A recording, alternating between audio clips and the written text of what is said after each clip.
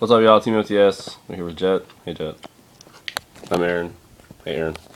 Kelsey's over there. We basically just laid out a whole bunch of side cards for Alert Tachyon's getting pre-released or whatever tomorrow. The sneak peeks tomorrow, so we thought we'd go into a big O thing. We're going to explain what these cards are good against and everything like that. So we're going to start down here with this Anti-Spell Fragrance and Troll Knockbird.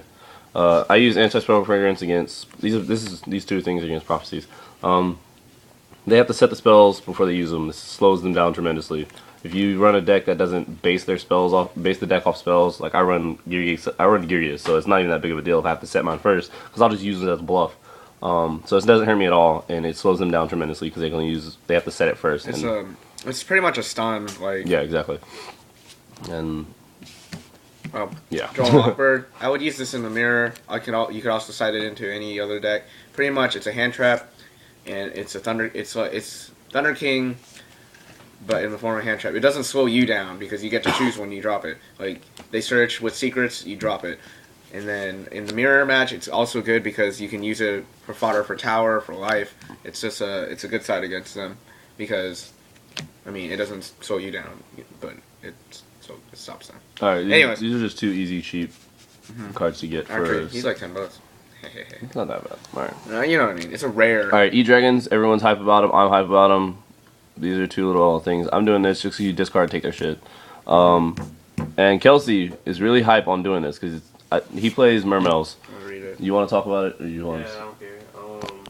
Outside that, Victoria, because I'm playing Mermels, so whenever I just drop Victoria, I'm gonna steal a monster, level 7, and then probably make a Megalo or Bistius or something like that, and then overlay with it, and then keep their material, their dragon attached, so they can use it to special summon or kick my ass with next turn. The second effect's pretty cool too if you run the fairies. That makes sense. Alrighty. Well, that's Victoria in a nutshell, and then this card just takes their shit. I mean, you could overlay with it. With any deck that runs 7s. Yeah, true. The same thing. That's the same thing with this. I run Karkuri with berets and everything. Berets. So I'll just take if they leave an E-Dragon on the field, not going into Dragosack, maybe they can't afford Dragosack or just didn't have the play to get it off, or I can pulse one of them or something. I'll take theirs and then overlay with it to make Big Eye and take their other shit or something like that. So that's why I run this. Kelsey run these. These are good if you run level 7 decks, and just good in general because you just take shit. Moving on. I know the Hidden Arsenal already came out, but these are some Evil Storm sides.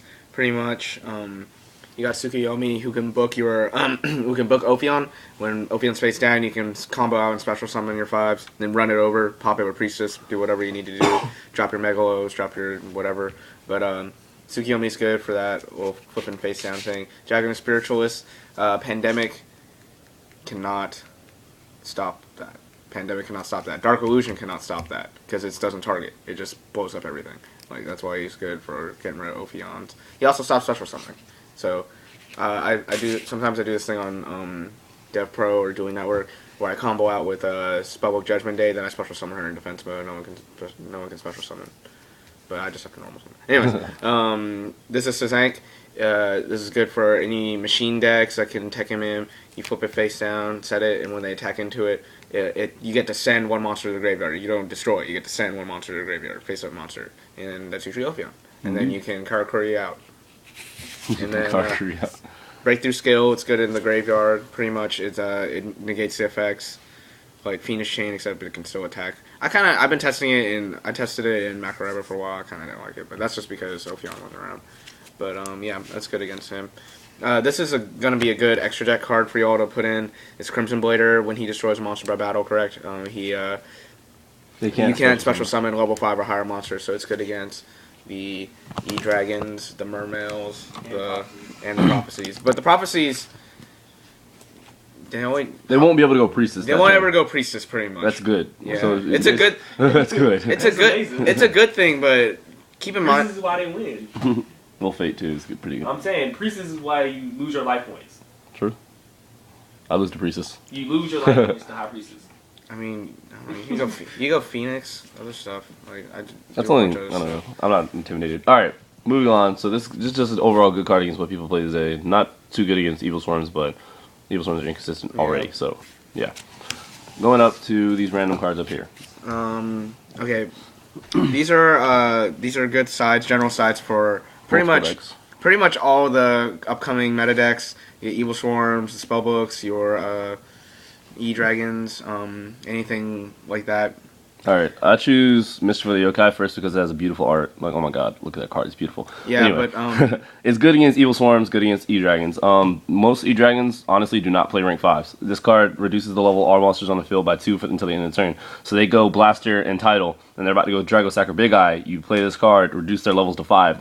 I'm pretty sure they don't run rank 5 or rank 5 in their next you deck. either have to deal with them then, like you can deal with them next turn, or they get returned to the hand. Yeah, like, exactly. That's pretty So, much. It stops their first turn combo or their combo. Whatever and then they're just trying like Breakthrough Skill, once it's in the graveyard, you can use another effect of it is you can just reduce one monster by 1 level. So if they do the same thing next turn, you can just reduce one of their level 7s to a 6, and then they're fucked, and they're going to be bounced back to hand, and that just negs them completely. So that's why I use this, and it gets Constellars and Ophion and stuff like that. This just stalls, and if you time it right, it's the same way you use it against Macro Rabbit, or yeah, against Macro Rabbit when they go like Rabbit and do stuff. Same way, that's the same way you use this card. So yeah. Okay, then I put in Meta Eye on the Time Lord. He's good. He pretty much resets the field. They have Ophion out, or they have their Big Eye, or they have their Dragosack out. You can normal summon him without tributing, and you attack into him. Just attack into him. That card's really fucking good. Yeah, when you attack into him. In fact, when Katie was using my prophecies against Evil Swarms at the regional, she used it effectively every single time she drew it. Like, it worked every single time. It did not work, pretty much. I lost this card at regional. You also can't bottomless this, but like pretty much you just reset the field and then everything gets shuffled back. He's the only thing that stays on the field after that. Such a good top deck, isn't it? I hate that card. All right, moving to round number 2. Yeah. I use Karkari, so usually I don't have that many monsters on the field anyway, especially if they have Ophion out. This is specifically like an Ophion or shuffle E-Dragons or any. This is good against any deck that has field presence. It's pretty much like Menon, except he shuffles into the deck instead of returning to the hand. Yes, exactly. So any extra deck cards get shit on. Usually I don't combo out unless I can't combo out if there's a problem that I need to deal with Murphy Draw number 2. So I won't even have monsters that I'm worried about. So I'll just set this lone card, attack into it, and I shuffle all their Ophions, their E-Dragons, their Prophecies, their Constellars, all that shit. It all goes to the deck, and I'm just like, okay, cool. And then that's just how it works. I mean, it's great. That's why I use that. It's primarily for Ophion, but it works against a lot of other decks. Here we go. The Chaos Hunter and Imperial Iron Wall. These are pretty much like going to be good against the Spellbooks and the E-Dragons. You can discard 1 card to special summon her when an opponent special summons. That means they can't banish anymore. That's what her effect is. They can't banish anymore as long as she's face up on the field. And she's a 7, so she has excellent synergy in a lot of decks you run.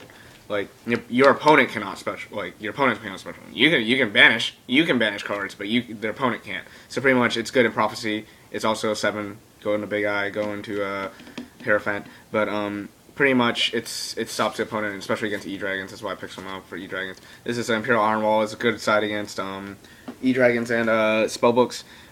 But it's gonna mostly be run in decks that don't need to be banishing. Like you got Fire Fists. Evil Swarm, Murmills, yeah, stuff like that. Murmills is supposed to use it because people just automatically put. Good side card. I'll talk about it in a second. All right, I'll talk about it now.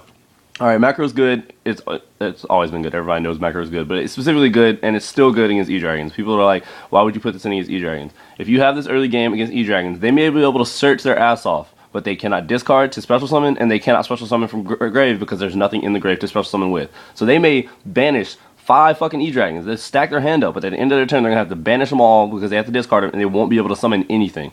They really do not have an out to this card. If you get this early game, they lose. Just straight up. I play E-Dragons all the time. I've been practicing with it. I want to do it. This card is devastating. At first, you're like, oh, cool, I can just search and stuff. No, that shit sucks dick. Because you can't discard the little ones to special summon anything.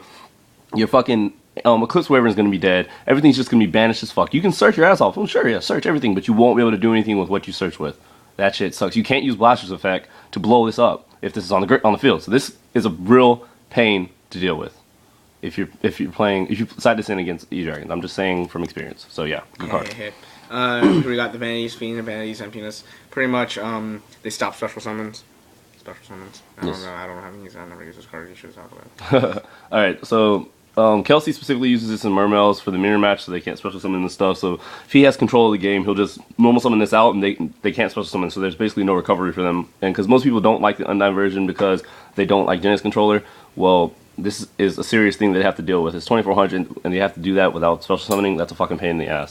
Veni's Emptiness, if you have control of the game, same way. They just can't special summon. Once a card goes to the graveyard, this goes away. So you can time out your plays really well. This stuns people. So like if you just flip this at the right time, they can't do shit about it unless they have an MST. And they're just gonna sit there until you deal with this card. So you can MST your own Veni's Emptiness and then combo out and win.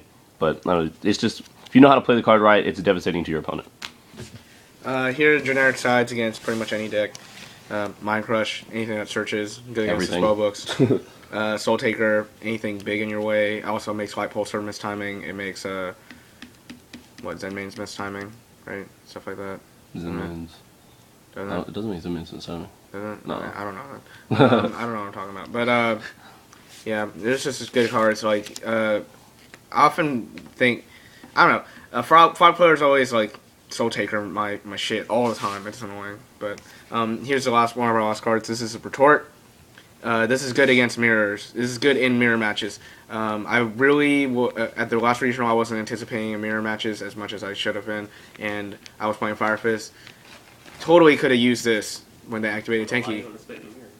I mean, You expecting Ophions? I expected Ophions. Yeah. Everywhere. Why do you gotta do that shit, man? It's Retort. Pretty much, they activate Tenki, you flip Retort. Their Tenki's negated, you get a Tenki back to your hand. It's just like good recycling. In spellbooks, it's like activate Secrets, activate Judgment Day, flip it, get your shit back to hand. Like it's pretty good. It's pretty good. Good against the mirror match. Yeah, it's good in the mirror match, which is why it's an option for Pandemic too, right?